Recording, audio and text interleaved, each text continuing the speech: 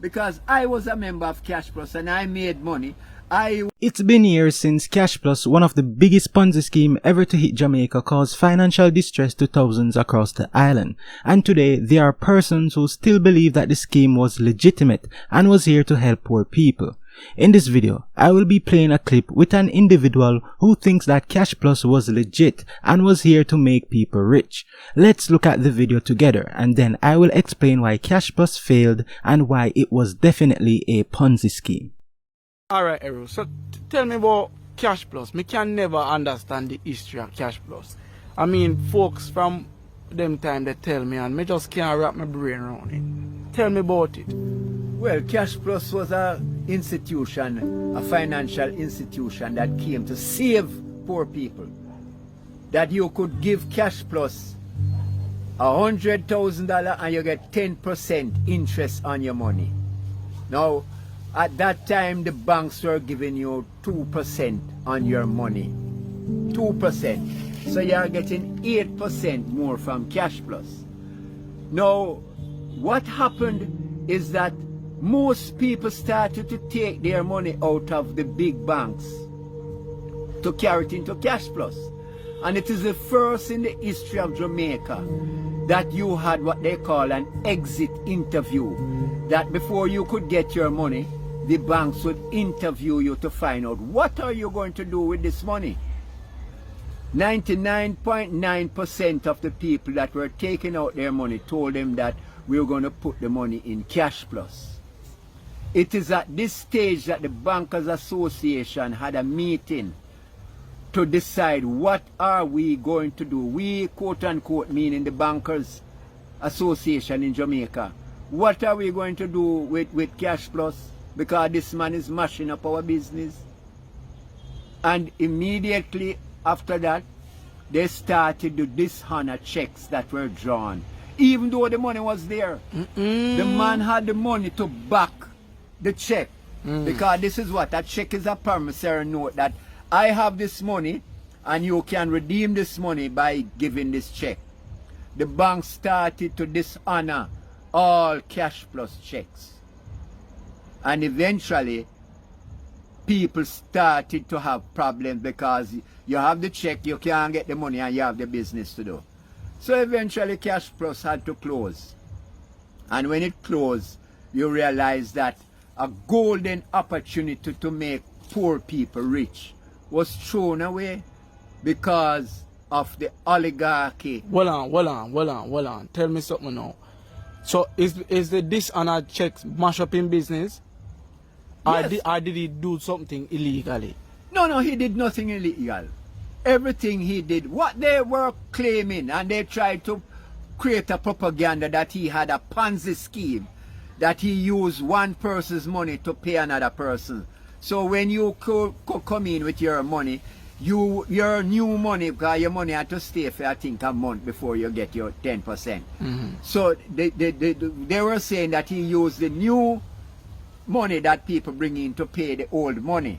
But what they forgot, that the owner of Cash Plus, Mr. Carlos Hill, had invested in a phone company, Megaphone, in which he was selling cellular phones at a much cheaper rate.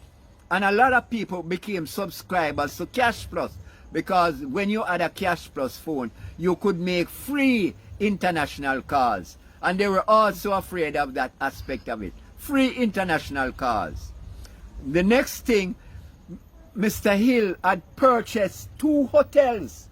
And these hotels he would use to make more money out of it because the hotels were in high demand. High demand. So we understand that he had invested a lot of the money in also real estate.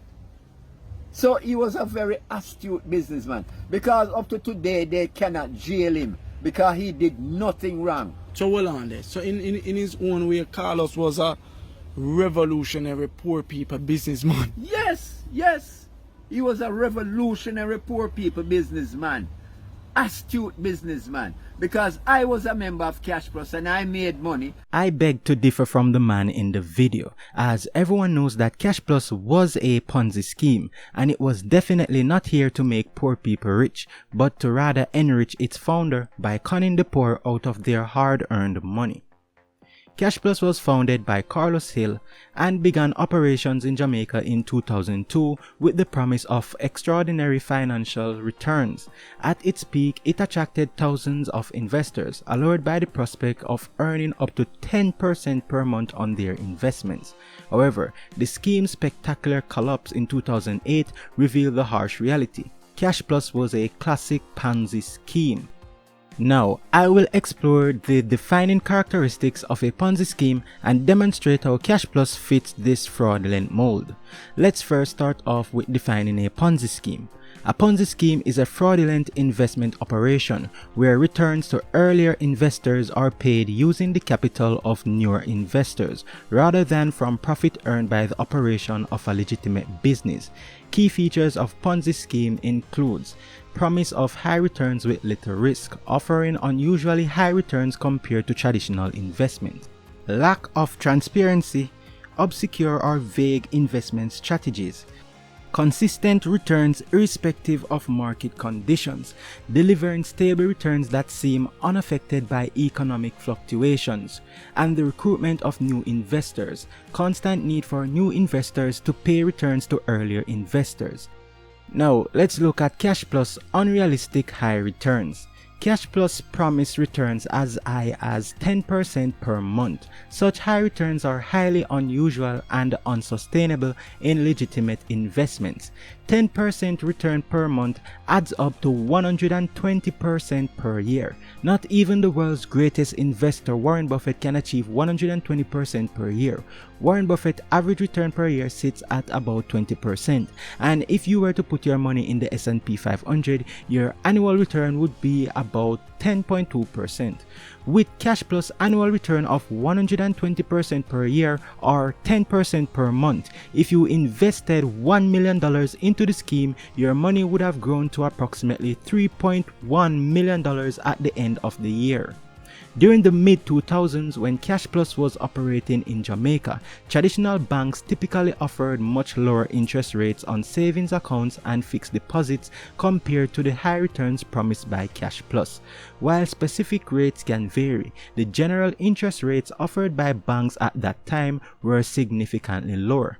Typical interest rates provided by banks during that period on savings accounts were usually quite modest, often ranging between 0.5% and 2% per annum. These rates were reflective of the low-risk nature of savings accounts and fixed deposits. Fixed deposits accounts, also known as term deposits, generally offered higher interest rates compared to savings accounts, but still far below the returns promised by high-yield investment schemes like Cash Plus. Fixed deposit rates typically range between 3% and 7% per annum, depending on the term length and the bank's policies. Investing in government bonds was another option for conservative investors. The interest rates for government bonds during that period usually range from 5% to 10% per annum, offering a safe alternative with relatively higher returns compared to standard savings accounts. In contrast, Cash Plus promised extraordinarily high returns of up to 10% per month. This was vastly higher than any traditional banking products available at the time, which should have raised red flags for investors. Now, look at the stark difference. Cash Plus promised returns of 10% per month, while banks, if you had a savings account with them, was given 0.5% to 2% per year. If you had a fixed deposit, it was 3% to 7% per year, and government bonds was 5% to 10% per year. The dramatic difference in promised returns is a key indicator of the high risk and potentially fraudulent nature of Cash Plus, as such high returns are unsustainable and typical characteristic of Ponzi schemes. Now, what was Cash Plus investing in to be making these huge returns at the time? Well, the details of how Cash Plus generated such high returns were never clearly disclosed. Investors were kept in the dark about the specific ventures and strategies employed. Carlos Hill and Cash Plus claimed to invest in a range of legitimate businesses. These included real estate projects, tourism, and other commercial ventures. So, did Cash Plus actually build or purchase any hotels? Cash Plus, under the leadership of Carlos Hill, made several high-profile claims about their investments, including the purchase of significant properties such as the Hilton Kingston Hotel and the Jaxall Estate. However, these claims were part of the broader narrative that the scheme used to attract investors. It was widely publicized that Cash Plus had acquired the Hilton Kingston Hotel, one of Jamaica's prominent hotels. Although there were announcements and a significant amount of publicity around the supposed purchase, the deal was never fully realized.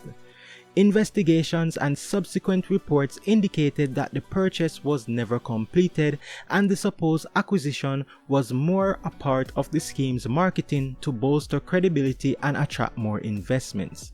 Cash Plus also claimed to have purchased Jaxall Estate, a large property in St. Ann, Jamaica, intended for development into a major tourism and residential project. Similarly to the Hilton Kingston Hotel claim, the purchase and development plans of Jaxall Estate were part of the scheme's strategy to present an image of substantial profitable investments. However, investigations reveal that these claims were largely exaggerated or unfounded, and the funds were not effectively utilized for such developments. Now, what about Cash Plus' mobile phone service provider called Megaphone? Cash Plus announced plans to launch a mobile phone service provider called Megaphone. This was part of a broader strategy to diversify their business interests and demonstrate tangible investments. The introduction of Megaphone was publicized as a way to bolster investor confidence and attract more investments by showing that Cash Plus was expanding into the telecommunications industry. While there were announcements and some initial steps taken towards launching Megaphone, the service never reached significant operational status. There were reports of some limited operations such as promotional activities and preliminary setups, but Megaphone did not become a fully functional and widely used mobile service provider. The initiative to launch Megaphone was largely seen as another attempt by Cash Plus to project an image of diversification and investment in legitimate business ventures. However, like other claims made by Cash Plus, the reality fell short of the promises and the initiative did not generate sustainable revenue or significant market presence. One of the major features of Cash Plus, which is a key characteristic of Ponzi schemes, was its ability to deliver consistent returns irrespective of market conditions. Cash Plus was given up to 10% on your investment per month. Such high returns are highly unusual and unsustainable for legitimate investment vehicles, especially in the face of fluctuating market conditions.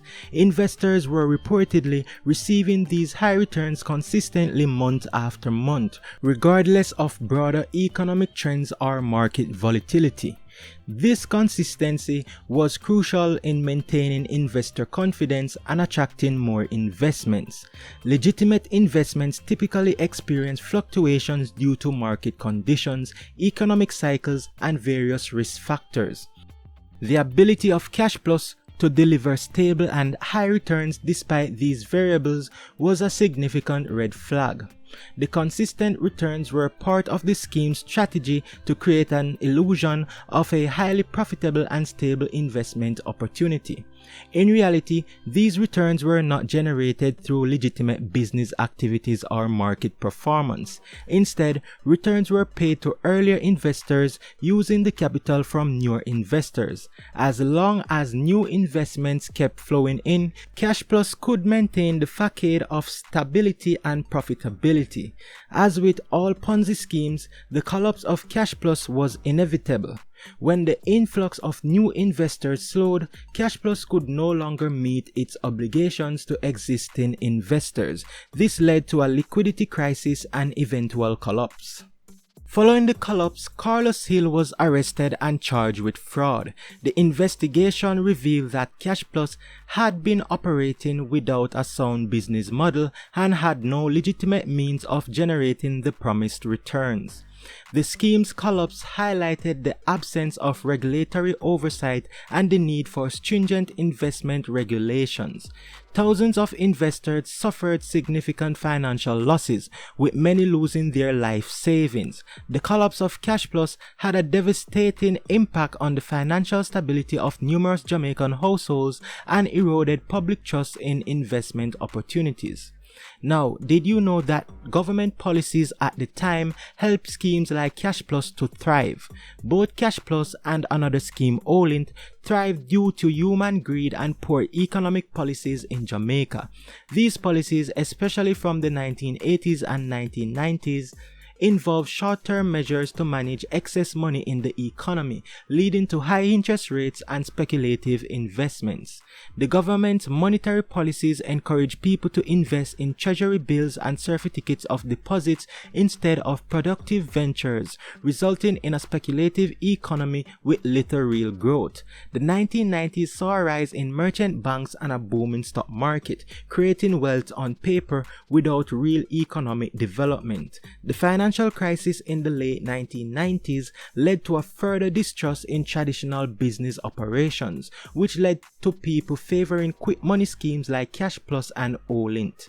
As legitimate banks lost deposit to these schemes, they adopted by indirectly supporting the schemes through loans. Yes, banks were lending their clients monies against their own deposits to go and invest in Cash Plus. The government, however, intervened when the traditional banks felt threatened, as too many people were pulling money out to invest in Cash Plus. Political opposition complicated the issue, with some politicians defending the schemes, saying it was here to help the poor. Today, Carlos Hill is a free man, but you might ask, why is he free? After 8 years of delays, Carlos Hill's case concluded without clear evidence of fraud, highlighting weaknesses in Jamaica's justice system. In the trial of Carlos Hill, the prosecution indicated in court that although they had hoped to rely on the testimony of 16 witnesses, only one person had come forward. An additional person willing to testify appeared in court, but the prosecution recognized that the testimony would not be sufficient to prove Carlos Hill guilty of the offense with which he was charged. As a result, the prosecution offered no evidence in court, and the trial judge ordered the jury to return formal verdicts of not guilty.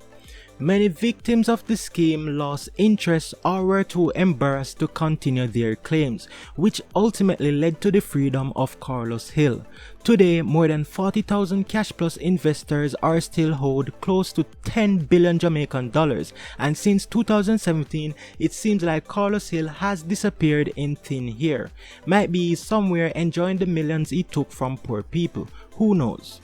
Now, this is the end of this video. Hope you guys enjoyed, and remember, if something sounds too good to be true, it probably is.